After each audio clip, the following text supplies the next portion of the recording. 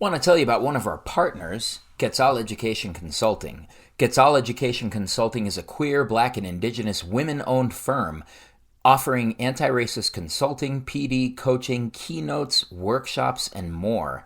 Their newly released Abolitionist Teaching Workshop series coaches and prepares teachers to further develop abolitionist practices in the classroom. Find out why they have been called the future of educational justice by Dr. Bettina Love. You can book a free consultation with Quetzal by calling 510-397-8011 or visiting quetzalec.com. That is QUETZALEC.com. And if you mention you heard about them through Two Dope Teachers, you will receive a 5% discount on their Abolitionist Teaching PD series. Once again, you can book them by visiting quetzalec.com on their Connect With Us page.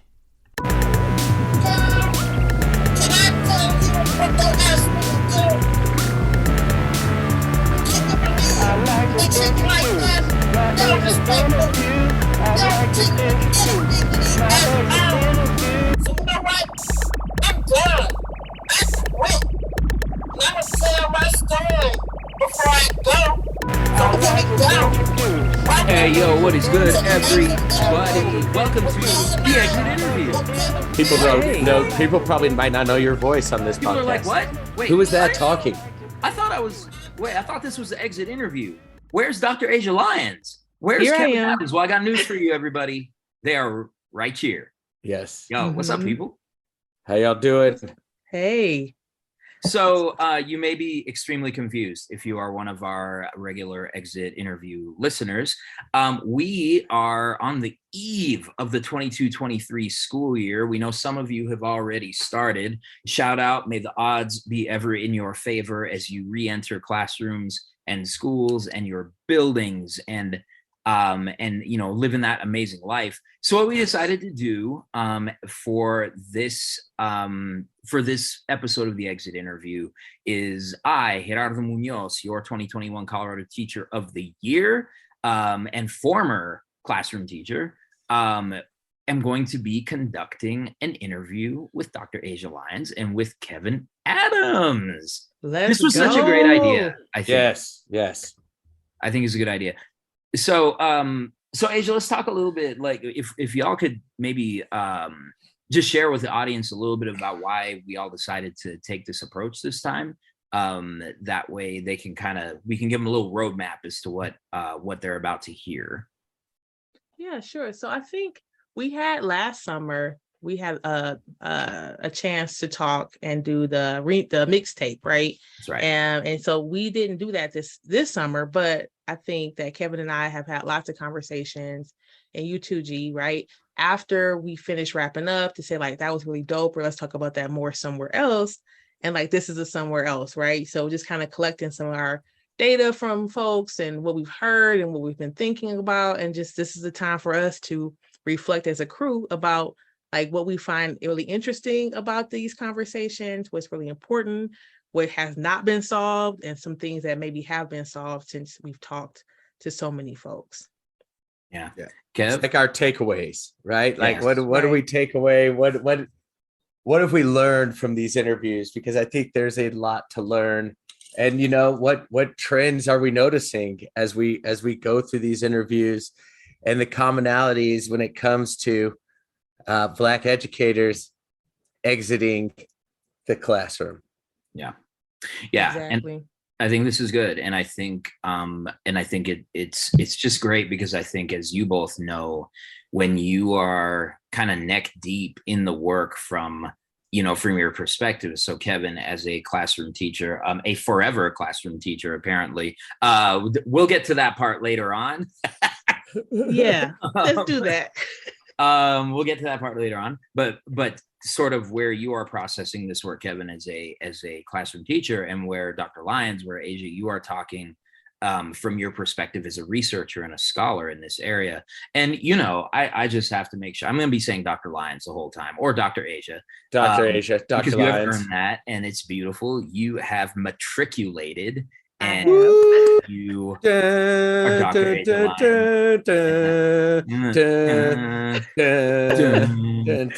I was on the front row, so they played that song the whole time, and it went for like 4 loops. Longer than you think. Exactly. Yeah. It like, goes on. Keep playing it. Well, let's dive right in, because I think that this is a question. Actually, I wish I could say this was a question on so many people's minds in education, but it is not. This is a question that should be on the minds of everyone in education. So in the midst of this crisis in staffing that is looming over our schools, what is you all's perspective on the state of Black educators today, right now, the eve of the 2022-2023 school year? If you could sort of sum up in general terms, where are we at? Kevin, you want to go first? I'll go first. Cover boy. I mean, stop it. Based on. Wait, hold on. I'm going to interrupt real quick. So I'm not a union member anymore, but Kevin was on the cover of NEA Today for August of 2022, and we are getting all kinds of fan mail. Wow! Fan messages. People so excited. So it's great. Anyway, so Kevin, take it away. I mean, to be honest, the state of Black educators right now, I'd say it's pretty dire. I don't think it looks good. I think based on what I've seen, the trends that I've seen, the interviews that we've done, I don't really know, and I think we'll probably talk more about this, but I don't know how much this system can do to help Black educators stay in the classroom.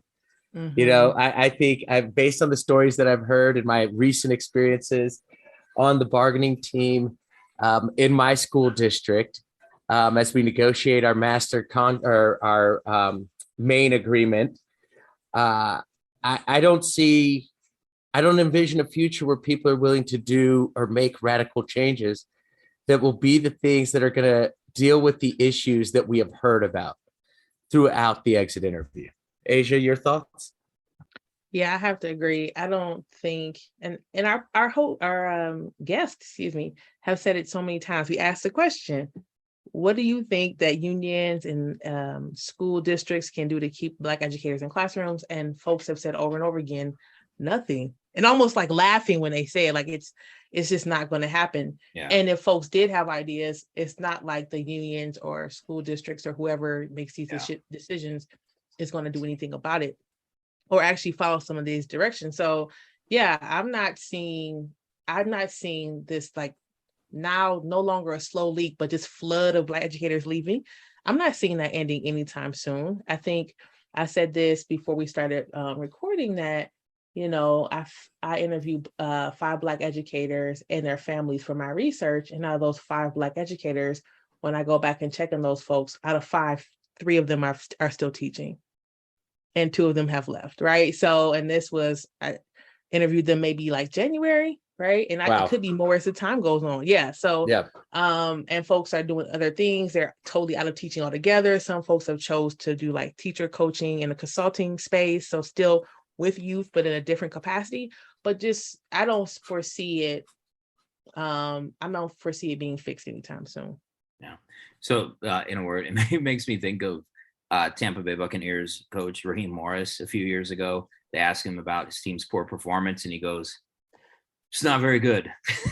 And so I think what we would say here is that the situation is not very good. You both, and I, in my capacity as producer, I get to kind of be the fly on the wall or the fly behind the Zoom camera that is listening and trying to process and make sense of what is being shared. One of the threads that has happened is that it's the same story, right? It's the same story when we have these issues of Black teacher attrition. What's that story? Well, it's the pain, right? It's the silence. It's the welcoming the Black educator, and specifically, we'll talk about this probably a little bit more, but specifically Black women's experience on our podcast of like feeling welcomed and feeling good about the space, and that slowly changing over time. right? Folks who said like they've started committees and DI things and done the work and work with kids. And then people are telling them, oh, just be honest with me. If you see me doing something, call me out. Then they call them out and then it's silence, right? Or policies and procedures are just nitpicking and all these things. So that constant, and it just goes on and on and on. Yeah. Yeah, I mean, I you hit it right on the head, Asia, that it's definitely that common experience, I think, where people come in and in particular Black women, and they feel good, they're ready to do the work, they're excited, they've been wanting to be educators throughout their lives, and they come in and then they begin to advocate or push back, right? And for whatever reason, there's always things that cause them to start to see the inequities, whether it's like they become very blatant or the inequities come against them, right? Then it's always followed by this exact same thing. Oh, now you're aggressive. Now you're the problem. Now you don't work well with people. You're not good for staff morale, and I think that has been one of the most interesting trends that I have seen in our exit interviews. Yeah, and to that point, I think, that makes me think of early interviews that you all conducted with Satara and with Annalise, who, and particularly Satara, a big part of her story that really stuck with me was that how there were principals like bidding for her, like begging her to come to their school. And I think the manner with which that dynamic turned on a dime and just got toxic, right, from the leader's perspective. And so that's kind of, sort of, as I think back on the interviews that I've produced and put together with you all, those kind of come to mind. What were you going to say, Asia? I was just thinking about this particular season. We've had administrators being interviewed on our show, and we also had someone who shout out to Stacey Brandon and Dr. Patterson. Stacey Brandon was executive director, whatever the title was, for DEI for her school district. Right. And so many folks say, well, if I just get my principal licensure, then I'm going to be a principal and change things around. Or if I'm just and those two interviews alone will let you know. And if you have not heard them, please go back and listen. Yeah. It's not about it's beyond this power, right? If I just move up, if I have more power, right? It's really about the systemic, right? So you can have all these licenses, you can have a doctorate, you can have these things, and it does not change the narrative. Black educators in all capacities, right? And Stacey Brandon was a social worker. She wasn't in education as a teacher. Not a classroom. Same experience. Yep. It goes back to this idea of white supremacy, that no matter what, right? No matter what you achieve, what you accomplish, they will take it away whenever they need to, right? And they will, and then you will just be another Black educator who's part of the problem, right? Who does it, and they'll play us against each other, right? And I'm talking about Black educators that will play us against each other, right? And I feel like I've experienced some of this recently, where it's like, well, this is what, is best for Black students. And if Black educators are asking for this, then maybe don't value Black students and the needs of Black students. That's right. Amazing. Amazing. And it's like, wait, just because I asked for my needs to be met means that I don't value the needs of Black students. So what's the goal and this is where we go back to the bigger question. Can it be anything? Are they willing to do anything? It doesn't, from my perspective, it doesn't feel like they're willing to do anything. Let's put a pin in that, because that's how I want us to sort of conclude a little bit, because I think that will be a really big question. So spoiler alert, Kevin is skeptical. Right. Even though I'm going to do this forever. No, because I'll take this job and love it. We're going to. We'll talk about that too. But I think so we'll come to that in a second. One of the things that kind of springs to mind for me too, and Asia, when you talked about the systemic reality that oppresses and kicks out Black educators. The thing that kind of comes to mind for me is that systems are upheld by people, right? Oh, yeah. So the system can't just live on itself, that it has to have individuals making choices daily, whether they're going to uphold it or not. And it may be like little tiny choices, like you see a tense exchange happening, and you just kind of put your head down at your cubicle and say, "Ooh, I'm not going to get involved in that." And it could be really major things like what happens with, you talked about Dr. Patterson. I think back to Dr. Darlene Sampson, and, people who were elevated specifically to do this work. One thing that also came out, and all three of us noticed this, credit to us, virtue signaling for all of us, right? Especially me and Kev as cis hetero dudes. So one thing that really has emerged is that for the most part, the experiences of Black women educators, a little bit different from the experiences of some Black male educators. And one thing I'm going to say, because it's a weird thing for a not Black person to say on a podcast, but I do want to sort of, Asia, you suggested an intersectional lens on this. Do you want to speak to this? Yeah, so we've interviewed only 2 Black men in our Three. Three? Yeah, because there was Michael, Michael, Desmond, Michael, and Kevin. yeah, Right. and Kevin. Kevin, but he's kind of like yeah. I'm So on the- like I'm so on then the- we've had I'm on the 3 edge. folks. Yeah, he's gonna and we do had this 3 forever. Forever.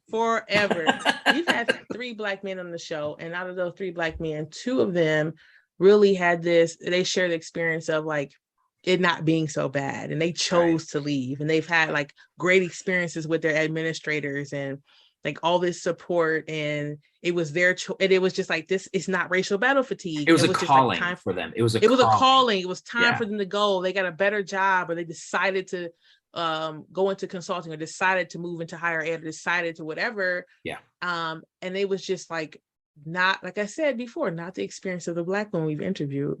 No. And so I really want to think about more, and maybe as time goes on, we'll have more data around this. And I've said data twice, and now I'm a super nerd in this one episode, but She's we'll like, have more I know information. data now. Right. Qualitative data about Well, you have to really, shoot. you have to like it's whether it's longitudinal or anyway. Go The ahead. longitudinal data, over the time. Yeah. And so Stop it. Stop making fun of your people. Yeah, it's exactly my crew, right? Kevin, you have to remember, Kevin, like academic, there's no coincidence that academic also means irrelevant. Irrelevant.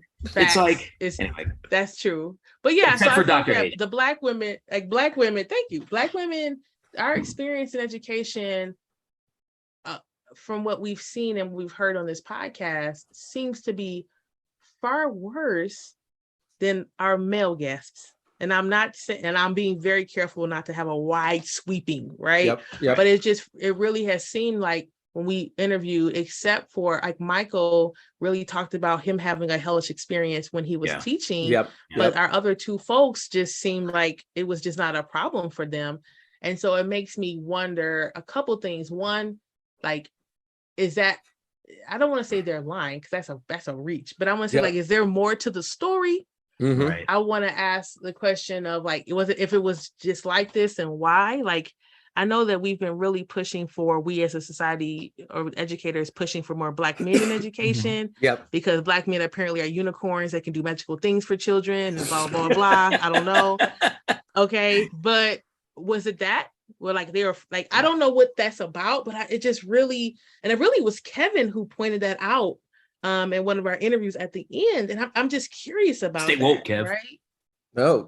And the reason why it comes to me is because, as we sit through these interviews, I think about my own career and my own experiences and some of the things that have been said to these women that I have never had said to me, not once. And it makes me ask questions, right? Have I not been pushing enough? And then I think back to times where I've really pushed and put stuff out there, and advocated, and then it makes me think, well, how does it play into that intersectionality of it all play into it?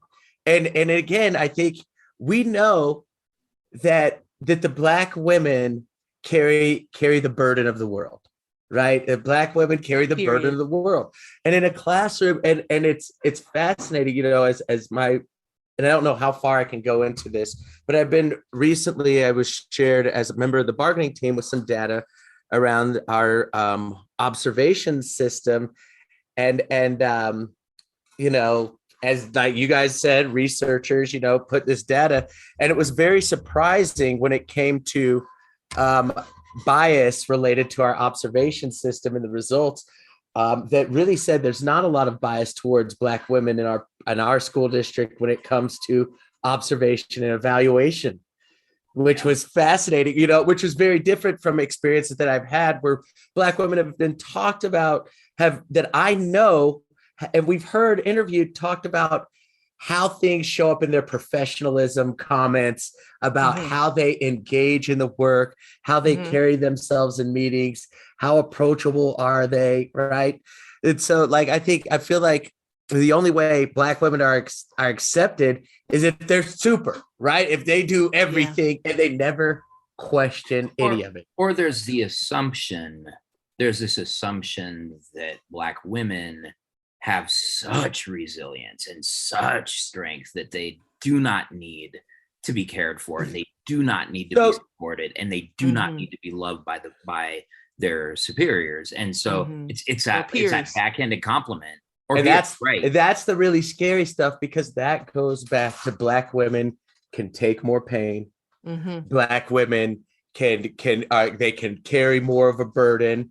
They're natural caregivers, so they can care beyond what they care for themselves. Yeah. Right. All of that stuff is rooted in those ideas. Right. And so and this is where I get back to, I don't really see people willing to challenge some of the key root causes of these issues. Right. Yeah.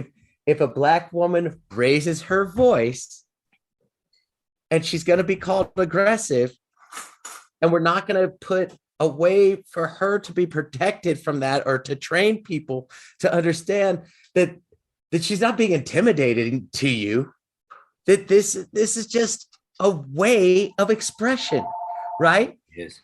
And other individuals who express themselves that way are never called aggressive. Sorry about that. Never. Kevin has a house phone. We got a landline. I'm 45, Asia. We talked. Who has a landline? We got one. Stop it. Here we are. Stop it. Yeah, you're not wrong, Kevin. I think too. I know that the invisible labor that Black women experience from having so many kids in their classroom. Yeah. Right. I have a good friend. Shout out to Lakeisha, who she's just leaving teaching because she's tired of the principal putting so many kids in her classroom who I'm quoting heavily here, are behavior issues for everyone else. Yeah. Yep. Right. And she's going to the principal and saying, why are you doing this? And it's like, well, you can handle them. And this is a Black principal doing this to her. Yeah. Right. Well, right. So, and that plays into the sort of internalized white supremacy that we see oftentimes in communities of color. And I can't speak to Black experiences with this except for as a listener, but I know that in my community, the Latinx community, there are a couple of wild things that are happening. So politically, brown women are, they support progressive policies and Democratic Party politics, for whatever those are to you. Support those at a rate of 91 to 9. The men, not so much. Not the there Republican yet. Party and the former president, whose name escapes me right now, has seen more gains with Latinos, like men, than any other group. And so I think about what happens when we become careerists, as Paulo Freire will frame it, when we become people who are willing to climb the ladder and use our own community as the rungs. Mm-hmm. So I think these are things, and Asia, I really appreciate what you said about that invisible labor, because it makes me think of what our friends at Quetzal talk about all the time, which is that if you're talking about professional violence towards Black and brown women in educational systems, in capitalism, that's labor exploitation. That's putting Yeah. too many kids in the classroom. And Yeah. you know, we know that Black male teachers also will get the quote unquote behavior problems, and they'll get those, but increasingly, you know, it's more in the classrooms of Black women educators. And so when we talk about, you know, these working conditions, the racial battle fatigue, would you say, is it fair to say that it's rooted in labor exploitation? Oh yeah, 100%.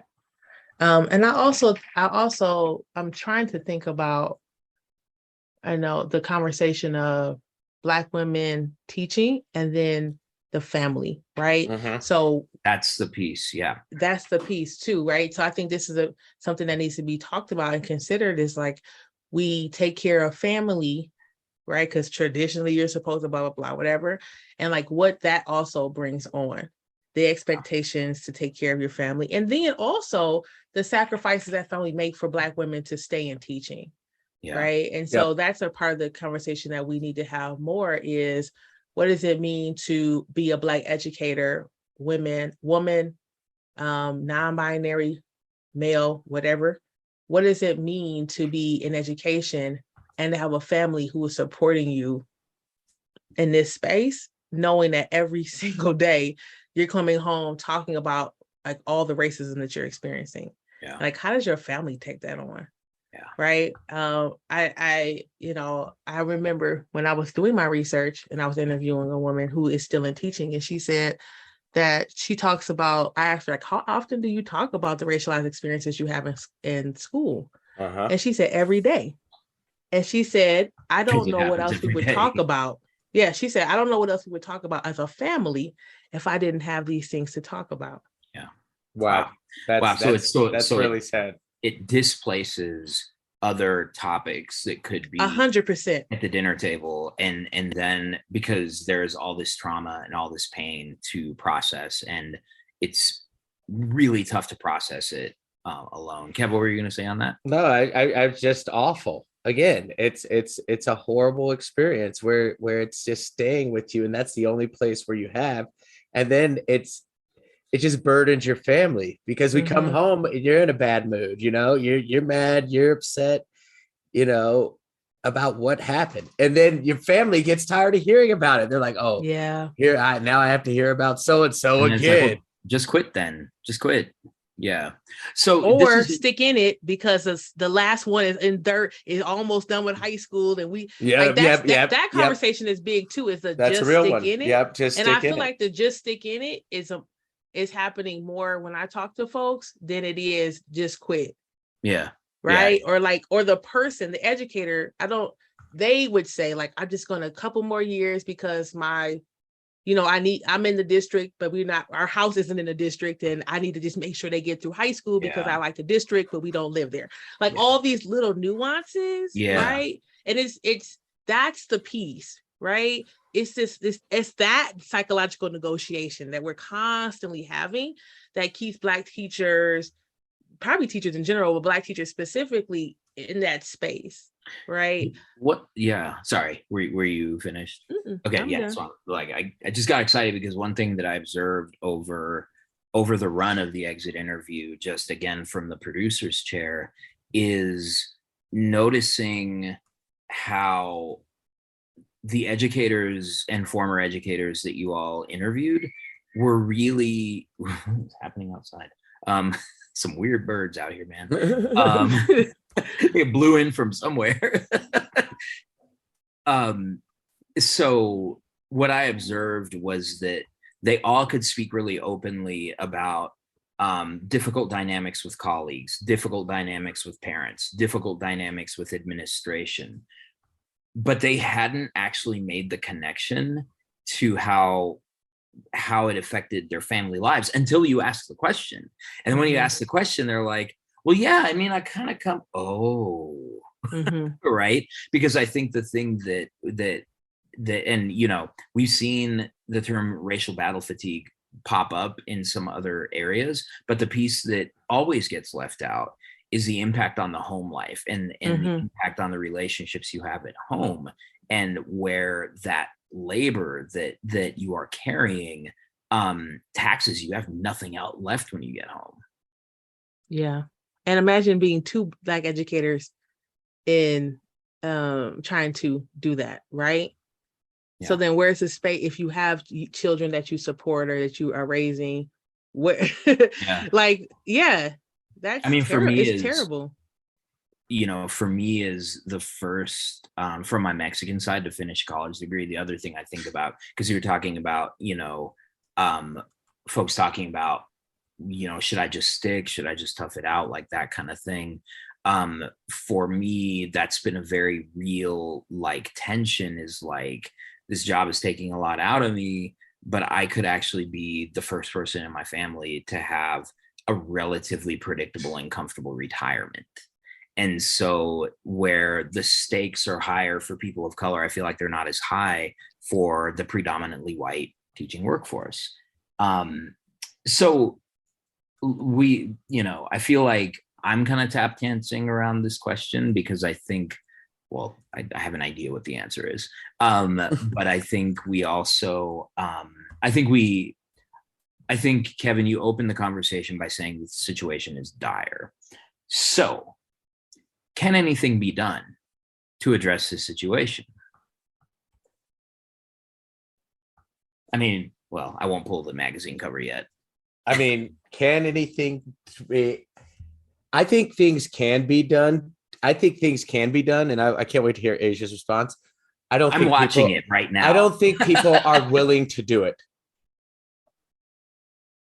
That's what I say what that is. Like say what it is that I mean, I think really it's being willing to ultimately challenge, and this is everywhere, right? In every industry, every endeavor in this country, to ultimately challenge white supremacy, white supremacist culture at its roots, right? And the schoolhouse is an institution that was built, it permeated these ideas, right? And no matter how many resolutions on equity or Black excellence or all of it that we can put out there, those are just words, right? Mm-hmm. And in the end, if we do not attack the root cause, you can heal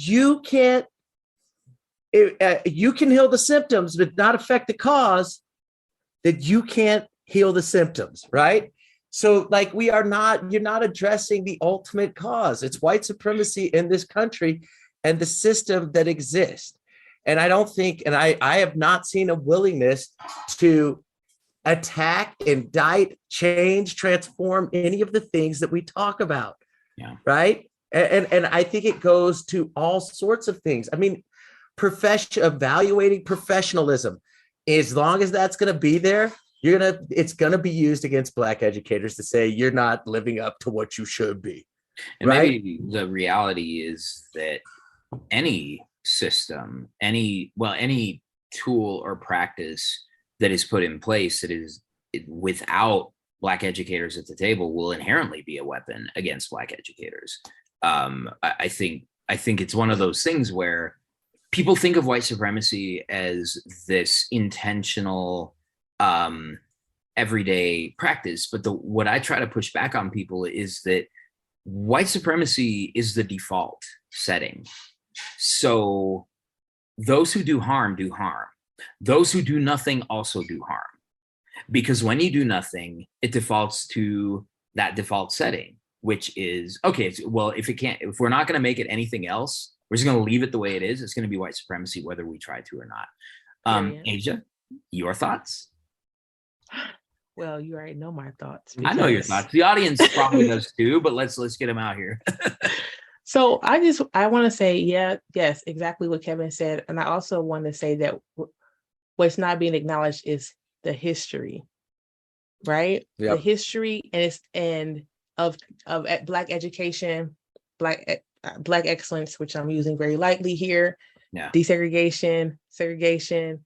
We're also not acknowledging that we're talking about retention. I taught at CU Denver as an adjunct professor in their school education for 3 years. And I taught a class that most K-6 students who were pre-service teachers had to go through to continue the program. So I saw just about everybody. And on no hands, I can count the Black male educators. that came through my class, and then 3 or 4 Black pre-service teachers came through my classroom in the 6 semesters that I taught. And I will say that one of the teachers that I taught asked me in class, or pre-service teachers asked me in class, like, will I experience racism when I enter teaching? And she asked me that because when she was doing her hours for my class, or not for my class, for a different class, she had a racialized experience with one of the teachers that was there. Yeah. So before she even gets into the classroom space, that's right, as an educator, when she's just simply getting her hours and supporting a teacher, she's experiencing racial battle fatigue. Yeah. So we can't even get folks to come to finish out programs. Yeah. And especially now when we look at the data on who is entering teacher preparation programs, those numbers are down across the board anyway. Yes. And I would be really interested to know how those numbers bear out racially. My assumption is that the overall numbers are probably down, and my guess would be among Black and brown would-be educators, it's even like those numbers are plummeting at probably a more precipitous rate. I don't know if you're aware of anything out there at this. I guess it's hard to say as school years are just about to get started. So we may not know for a few weeks, but. First, shout out for the word precipitous, because look at you using vocabulary. Okay? I'm telling you. $1 million word. Ding, ding, ding. Telling you. Ding, ding, ding. I looked up before we started taping. Time magazine put out an article January 2022 about the 2020-2021 school year, and it says Black teachers were more than twice as likely as other teachers in the winter of 2021 to say they plan to leave their jobs at the end of the 2020-2021 school year, according to a report released by the Rand Corporation. Wow. Right. So, and the article is called Public Schools Are Struggling to Retain Black Teachers. These ex-teachers explain why. And it came out January 5th, 2022. Yeah. So I mean, teacher education, like I said, Colorado's fairly white, right? But I would say that in my classroom, it's fairly white, but in my classroom of teachers in higher ed, my last semester, they struggled to get teachers there. My classroom, I have very low numbers, and it was maybe 95% white women. Yeah. And I can tell you from my program where I was scheduled to do some teacher prep courses and some teacher candidate supervision, I won't be doing that because we don't have enough people. We have the enrollment's down, and so if we take the data that you located from the Rand Corporation and we project it forward, right? So if what these Black educators were saying they were feeling in January, if that followed to its logical conclusion, so what we have is we are burning the teacher force of the Black teacher force at both ends. We aren't keeping the ones that we have, and we aren't enticing any to come into the work.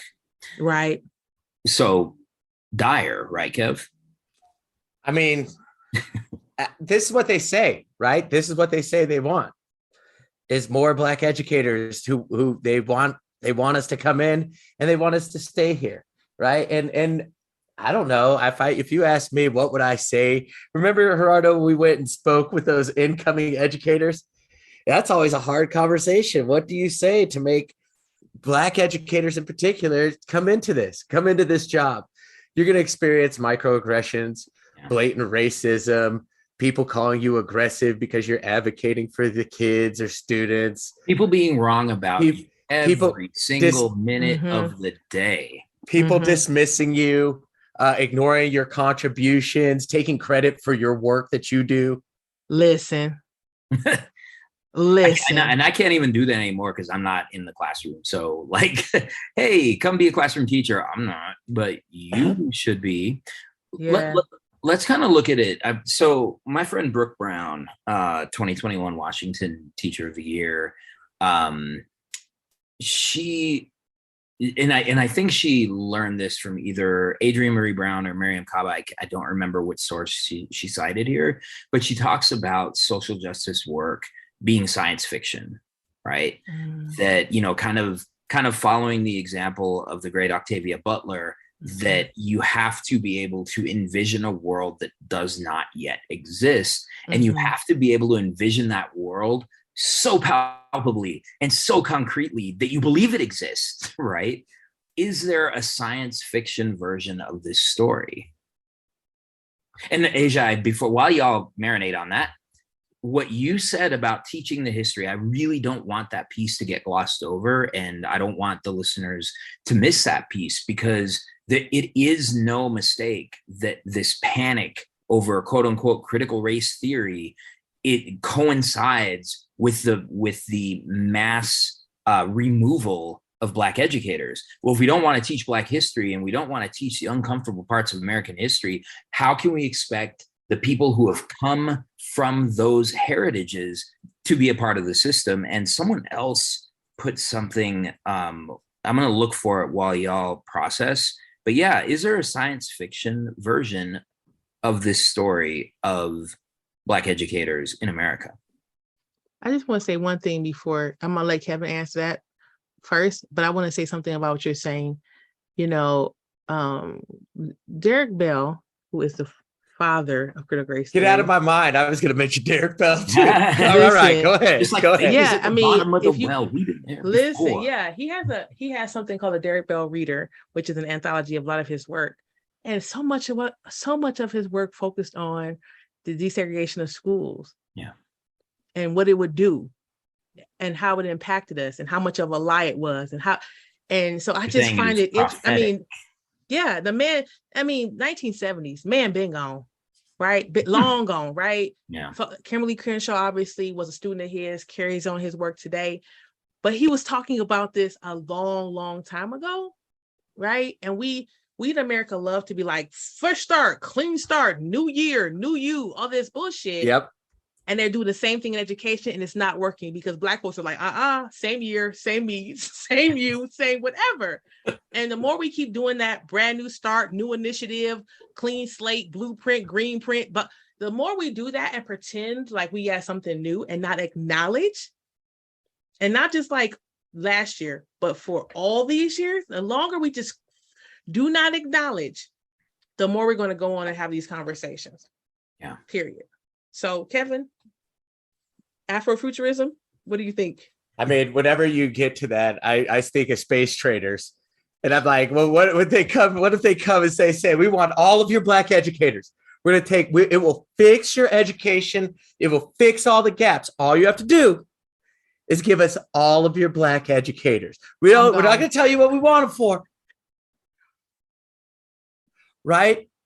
Because they want us. Because they see us as a solution to the problem, right? But they don't really want us to be the solution to the problem. Well, they see y'all as a solution to a problem that they have not identified. So they know that there's a talking point, and they know that they turned their little social media profile pictures to a black square 2 years ago.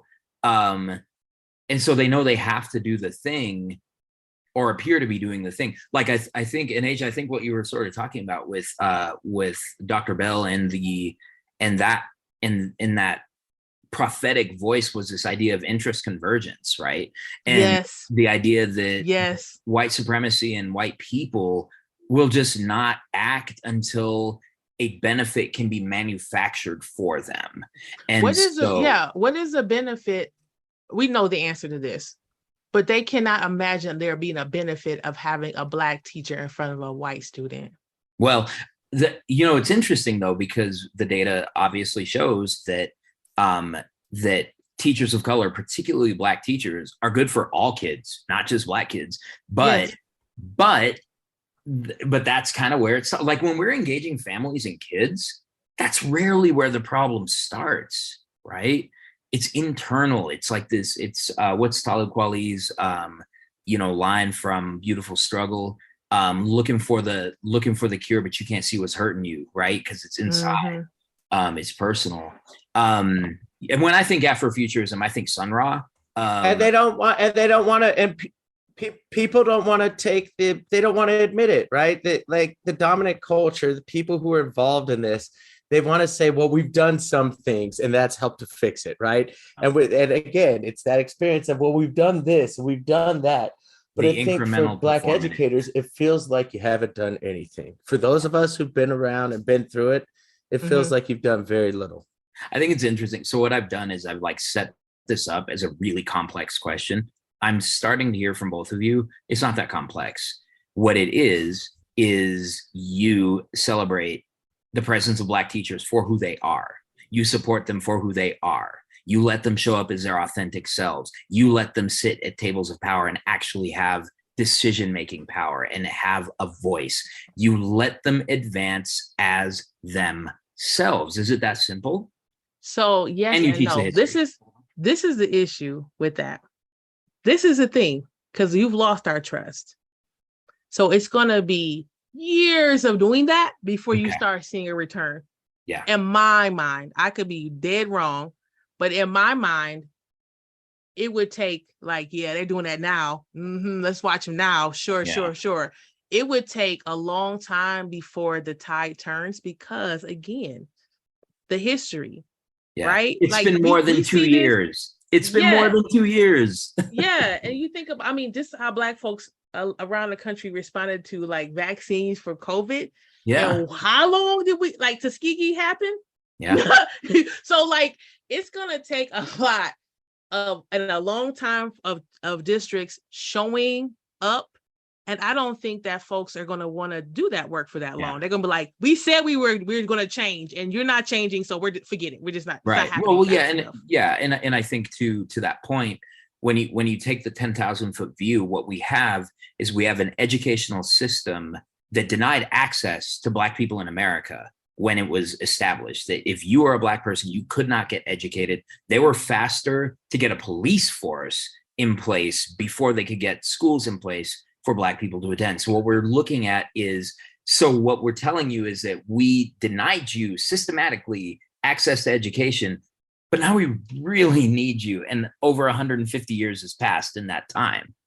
They've denied us access to white education. But Black people have educated ourselves for forever. Yes, apologize. Right? So such an important caveat. You're good. Yes. No.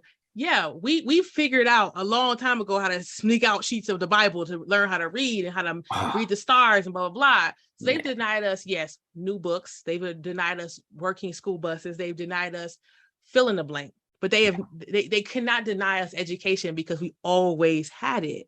Yeah. However, and maybe that's the solution. Ooh, Kevin just did a mic drop. Yeah, Kevin's out, right? Kevin's out. He's like, I got nothing to add. Yeah, maybe that's a part of the solution. Yeah. Right? Is thinking about what if we just take this off the table of like going and working in public school systems and think about a Black Lives Matter 5280 school. Shout out to our next hypothetically, right? Hypothetically, like, because this is not working. We're in loops and circles and going over and over again. So if we took this off the table, if we said this will never ever happen, just forget it. You'll never get the respect you deserve. Just forget thinking about it. How will we show up differently for ourselves? Yeah. And we choose to teach. I don't mean leave, but I mean, how will we choose? If we choose to stay in the classroom, then what? Yeah. And that is sort of the science fiction like sort of thing where we have kept, like, these educational spaces you refer to have been fugitive spaces, right? These have been spaces where they had to exist in secret. They had to exist away from the gaze of white supremacy. So what if we just legitimize it and say this is just going to be what it is, and we legitimize it for ourselves and we make that happen? Kev, you there? I think Kevin has some bad internet. Says his internet is struggling. Well, so maybe this will be a good time to kind of take it home and sort of put this one in the canister and get it ready to get in front of the people. So as exit, let's see. Can you hear me? My internet's going. We can hear you. All right. If you're talking, we cannot hear you. Mm-mm. All right. Here, I'm going to pause real quick. Oh, wait, no, you're recording. Just pause for a second.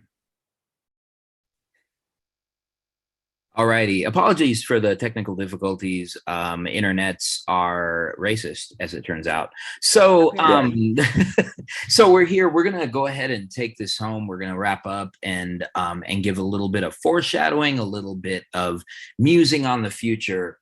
At this moment, Dr. Asia Lyons, Kevin Adams, with the work that we've done with the exit interview, a question may emerge for a lot of people that if it's the same story over and over again, and if we already know what the experiences of Black educators, particularly Black women educators, are going to be, and if we know that the healing process that would hypothetically bring Black educators back into American classrooms, even if there was the patience to do that, it just doesn't seem like the answer.